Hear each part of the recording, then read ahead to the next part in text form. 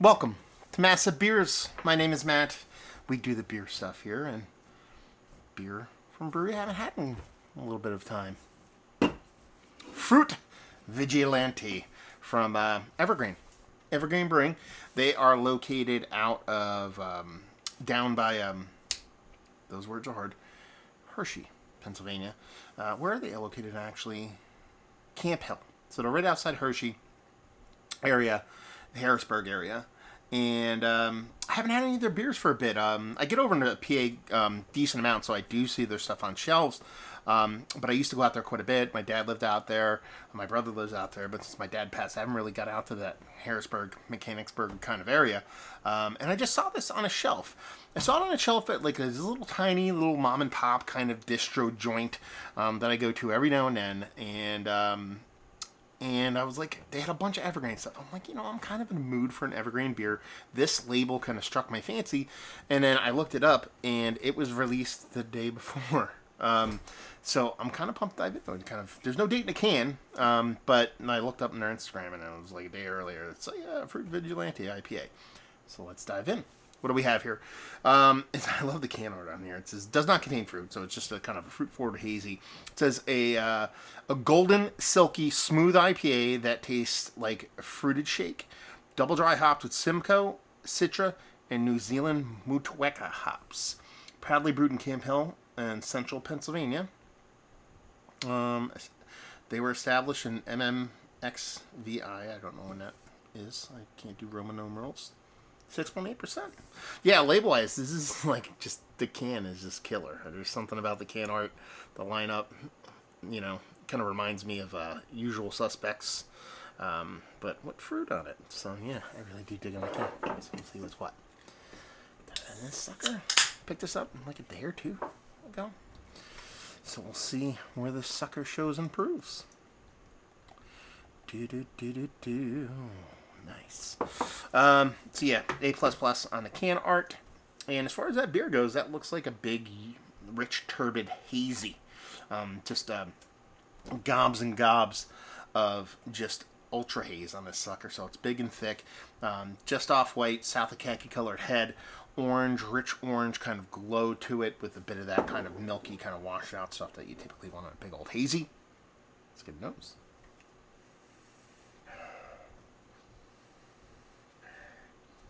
Really not getting a big nose on this. I'm getting a bit of soft stone fruits, a little bit of apricot, a little bit of soft citrus.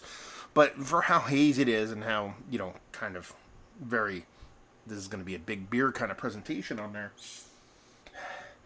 Really not getting a big nose. Doesn't smell bad by any stretch of imagination, but it has a nice soft citrus. Like I said, nice soft stone fruitiness. A little bit of sweetness to it. Perception of sweetness, obviously. Done and done, Just smells like a nice little hazy. Let's dive in. Cheers, y'all.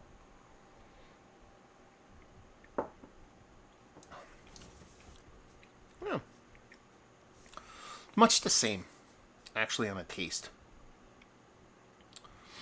It's not negative by any stretch of imagination, but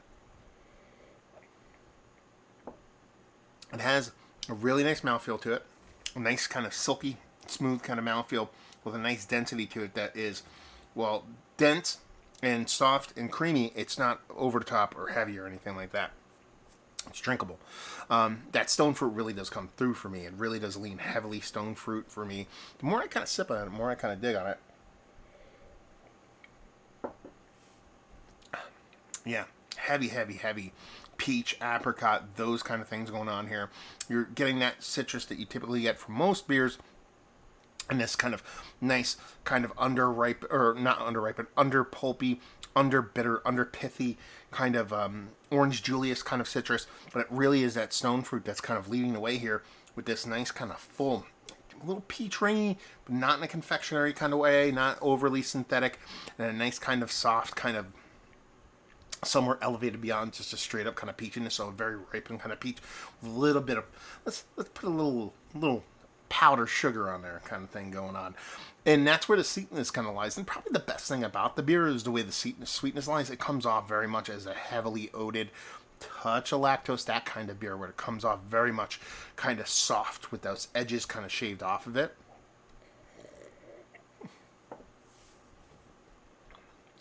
Every sip I take, I actually do like it quite a bit more. This is fun. It's actually kind of weird beer in that, the nose didn't really give me a ton of kind of play. And then that initial taste, I don't want to say it was a letdown, but just how the beer looked and the way the label read and stuff like that, had these expectations of something a bit more bigger, a bit more fuller. And in an initial sip, it was tasty, it was fun, it was there, and you probably can see that in my process and the way I'm kind of thinking about it. The more I go into it, each subsequent sip I take, it kind of builds and kind of gets a little bit more richer, a little bit more kind of impactful. I dig this, actually. Yeah. It's kind of like a live kind of watching me grow into a beer kind of thing. Typically, that's something that when you talk about beer, you drink beer, sometimes you want to sit there and drink through the whole beer. That gives you a little bit better kind of understanding what's going on and what the beer has to offer. So, being in a shorter format kind of videos like we do, it's very hard to do that in real time on this, but it kind of happened a little bit quicker here, to where it just kind of, didn't wow me from the get, but each subsequent sip getting a little bit more richer, a little bit more fuller. And honestly, it's one of the probably more stone fruit heavy IPAs that I've had in quite some time. And that's a good thing. I dig that. You don't get that a ton. It's usually a lot of tropical fruit, a lot of citrus. Seems like the stone fruit is going not the way of the dodo, but not nearly as prevalent as it used to be, at least for me.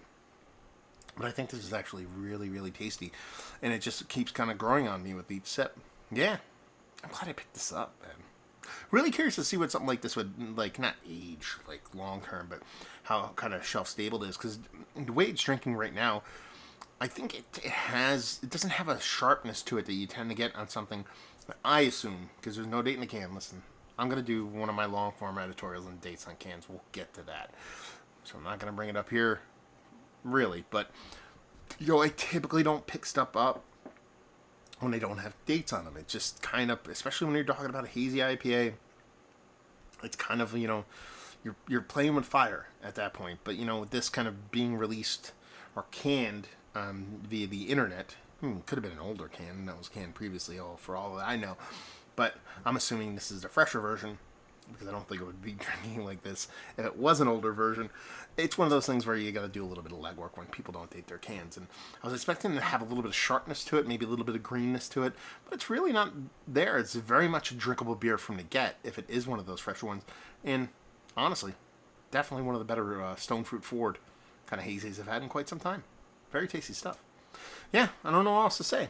Awesome mouthfeel. Nice kind of, a little let down in the nose, obviously, but, once you follow through into the taste, each subsequent sip builds a bigger and bigger stone fruit heavy, a little bit of citrus, really nice soft silky mouthfeel, that kind of soft confectionery kind of thing, or powdered sugar / I know said it's not confectionery, but that was more like the peach portion of the show. I'm saying that softer round edge that lactose and heavy oats tend to bring to a beer. Done and done. Is it one of the better IPAs? Because that's what it is, 6.8%. One of the better hazy IPAs I've had. I was like, yes. Mount Rushmore status. Probably not. I mean, it is very tasty, and I'm enjoying every sip of it. It's worthy being towards the top. I've had some really killer, that 6% range kind of IPA. So it's more so that there's really great ones out there as opposed to this one not being worthy. Let's put it that way. Bag availability. Man, I forget what I paid for it. I want to say it was around like $16. It's kind of par for the course when it comes to beers like this nowadays. And leave it with, if you like, you like this. If you like hazy IPA at relatively low ABVs, really nice mouthfeels, and you're looking for that stone fruit experience that I believe is not as prevalent as it used to be, this is definitely going to be up your alley. So there you go. Reviewing the books. Evergrain, have you been there? I've been there a couple times, like I said. Good food, good spot. Had blast there. I mean, listen.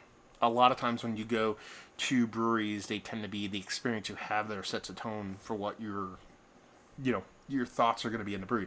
Every time I go there, I was hanging out with family I haven't seen quite some time. So it's kind of one of those things where it's like, that influences how you feel about the brewery. But it was a very nice big spot, really good beers, really fun stuff. Let me know if you've been there. What do you think of the brewery? What do you think of the beers? What do you think of this beer? Have you had it? Have you had this current iteration? All that fun stuff down there. So hopefully y'all enjoyed the review. Hopefully you're enjoying a little bit of Evergrain right now. Hope to see you next time. Cheers, y'all.